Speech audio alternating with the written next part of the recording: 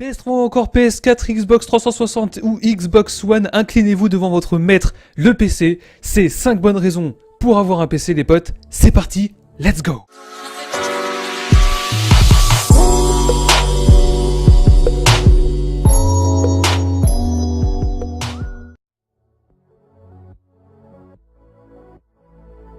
Et c'est donc parti pour ce premier épisode de 5 bonnes raisons. Et aujourd'hui on commence par 5 bonnes raisons d'avoir un PC. Alors première raison, qui est selon moi la plus grosse raison qui fait que vous n'achèterez jamais un PC, mais malheureusement c'est une idée fausse les potes, c'est qu'un PC c'est pas si cher que ça. Effectivement vous pouvez avoir absolument tous les prix, que ça soit dans les 500 €, voire les 1500 €, les 2000, les 5000 €.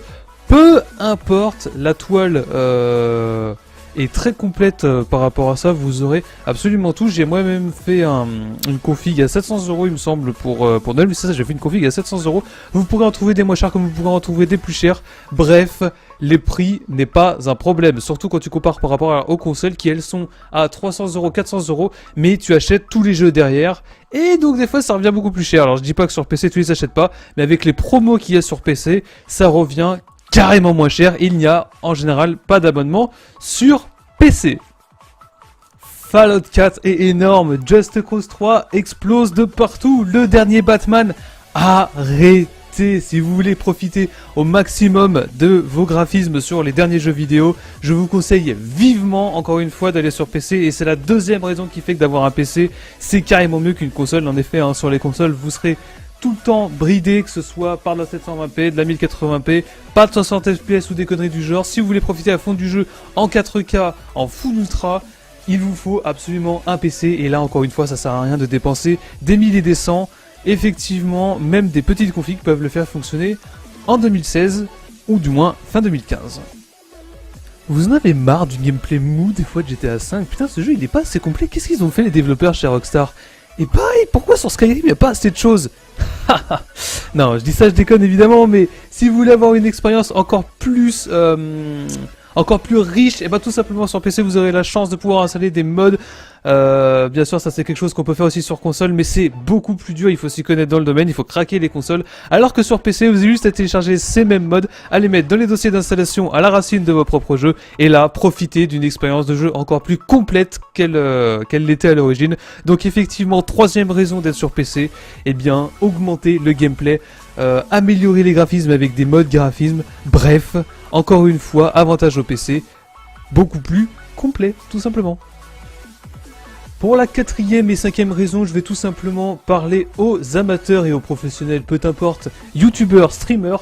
En effet, ce sera 1 milliard de fois plus simple de faire ça sur PC que de le faire sur console. Je m'explique. Sur console, vous avez besoin en général d'acheter tout le temps un boîtier d'acquisition, même si les dernières consoles peuvent record directement dessus. Mais bon, en général, on achètera un boîtier d'acquisition qu'on reliera ensuite sur le PC pour faire le montage ensuite sur le PC.